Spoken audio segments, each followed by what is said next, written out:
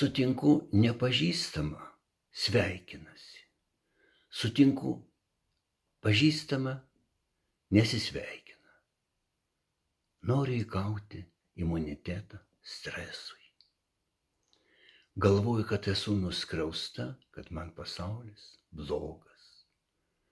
Naktis nepaklūsta man ryte dar blogiau nei vakare.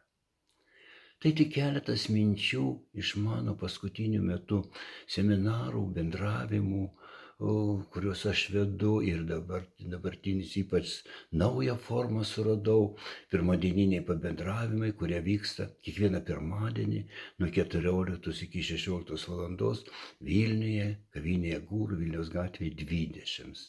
O tie seminarai, išvykos, susitikimai ir šitie pirmadieniniai pabendravimai, parodo, kaip greit keičiasi žmonių savijauta, kaip keičiasi mintis, kaip didėja nerimas. Tai reakcija į tos laikmečio neramumus. Keičiasi, jaučiant laikmečio nerimą, jis turėtų mobilizuoti jėgas, kad įveiktum tos sunkumus, kad įveiktum tos ten karo, ten grėsmių, ten baimę. Kad būtum sveikas, stiprus, energingas, reikia tos energijos. O tai stumia mūsų mintis į tai, ko nepasieksi, ko nepakeisi. Mes prarandam jėgas tam skirdami, ko nepakeisi. Tam, kas būtina, nebelieka jėgų, tam, kas būtina, kas nuo tavęs priklauso. Tie praradimai gromia mūsų jėgas, sveikatą, gyvenimą. O čia verta prisiminti vėl gaslightingo dėsnis. Tai buvo, reiškia, aprašyta, kai vyras palaipsniui kiekvieną vakarą po truputį silpnina lempo šviesą, prisuka dagtį, tos lempos šviesa silpnėja. Žmona sako, kas čia yra, sako, jis tamsiau, sako, ką tu padarei? Nieko nepadariau, taip pat, kaip visada, tau taip atrodo. Ir jį patiki, kad jai nesuvokia, kas vyksta realybėje. Kad nesuvokia, suabejoja savo sveiku protu, savo atmintimi. Ir tas klaidinimas, įgauti galią, kontrolę, tas vyksta ir dabar ta karų baimė. Pririša mus prie kainų, prie real žaidimų, prie soctinklų. Ir pririša prie to, kad tai svarbu ten žiūrėti, kad svarbu būti lindusi prie tų žiūrėti, sekti ten visus įvykius. Ne? Ir kad nereikia energijos savo, kad nereikia seminarų. Tikrai, kurie buvo padėjo žmonėm ir tiek, kiek aš gaudavau gražių susitikimų ir gražių padėkų, kai jaučiausi savo prasmingumą. Buvo svarbus ir padedantis žmonėms. Ne? O dabar žmonės mąsto, jeigu aplinkui geria antidepresantus, tai ir man jie tiks. Ir nereikia nieko. Jeigu kiti neina į seminarus, ir man jų nereikia. O paskaitykite psichologinę sveikatą. Psichologinė Lietuvos sveikata. Pamastysite, kokie lankomumai psichinių centrų sudėję, kaip antidepresantų, vaistų naudojimas. Ne? O gal pamastykite apie save, kokie jūs buvot prieš metus ir kokie esate dabar. Prieš 2 metus. Ne? Pandemijoje buvo daugiau energijos negu dabar. Pandemijoje mes susitavom kaukės ir rinkdavomės seminarus, kalbėdavom pilnoj salėje, su kaukėm. Dabar be kaukių, dabar nėra tarsi. Dabar gaslightingas tas užgesino mūsų šviesą. Norint išlikti, turi žmogus atrasti bendravimą. Tie bendravimai buvo naudingi, kad jis gali, pavyzdžiui, dabar Gūrų aš darau, kavinę, ne? Jeigu žmogus gali užsukti, pasidalinti bet kokią savo problemą. Ta problema žmogui gali būti ir maža, bet jam svarbi ta maža problema, jeigu kasdieną jį slegia, tai kaip ta lemputė šviesa sumažėja ir prieinam net prie ligos prieinam. Energija susideda iš to ir energija šiandien, žmogaus energija, tai yra energija šiandien, kurią turi vidinis žmogaus energija ir realybės poveikio energija. O iš 2 dalių. Žmogus auga, stiprėja arba silpsta. Sunku jam veikti, jam reikia vaistų.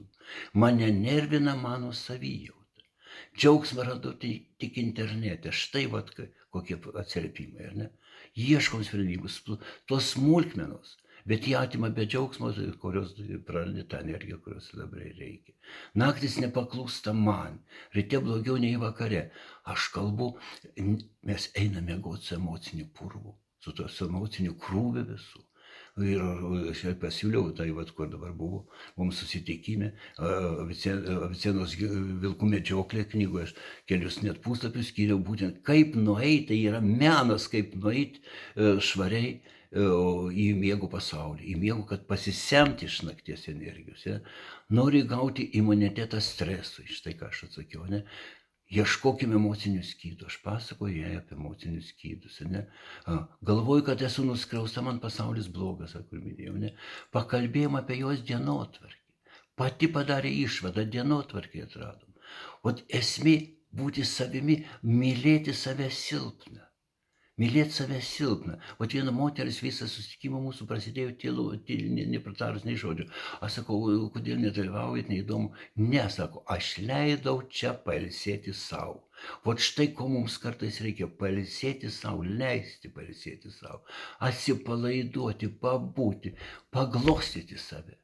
Nemokame būti laimingi kandidatą į lygą. Čia Alekseičiko pasakymą, garso žinoma psichologo. Nesimokom būti laimingi. Mūsų niekas nemoko, bet ir patys nesimokom. Aš visais būdais stengiuosi išsaugoti ir išsaugoju energiją. Jie dalinosi susitikimuose, bendravimuose, bendruomenėse. Gūrų kaviniai dabar. VV3 žvaigždutės LT rašau, ne? Daug galit rasti medžiagos, kaip yra mano seminarų temos ir patarimai, ir principai energetiniai yra jo. Daug, kas negali niekam padėti, nenori dirbti, nes žmonės dabar labai nenori dirbti su savim. Aš atradau, kaip padaryti energetinį vandenį. Net tas gali padėti. Ieškokit iki stebuklų, ieškom kartu iki stebuklų, kaip pasikraut dangaus energiją. Alter ego, kaip panaudoti energiją. Svarbu ieškoti, kaip sakoma, nieko nėra negalima, kas padaryti iš trečio karto. Bandyti, tikėti iš trečio, vienas nepasisekė, antras nepasisekė. Nepasisekė principai, nes nenori skaityti, imkite energetinį vandenį, ateikite, ne? Jo, ir kažkam padeda ir net labai, ar ne? Arba tęsti tą gazlaitingo, ne? Atsukit patys tą gazlaitingo, paimkite tą lemputę ir duokit dar didesnį šviesą, neatleiskit, kad jums užsuktų. Atsukit patys realybės šviesą, pasaulio šviesą, ne savo vidinę šviesą. Kvieskite į Plungę, į Uteną, Šiaulius, Akmenę, ateikite į Gūrų. Visada miela bendrauti. Visada aš pasakau pabaigoje ir telefoną. Man galit paskambinti, nemokamas telefonas. 06 87 75 147. Miela, būkite šviesus, pasaulis gražus ir jis skirtas tik tau gyvenimo ir skirtas šiandien gyvenimui, su šiandien laikmečio bėdom ir su žavesiu to laikmečio. Būkite laimingi. Iki susitikimų.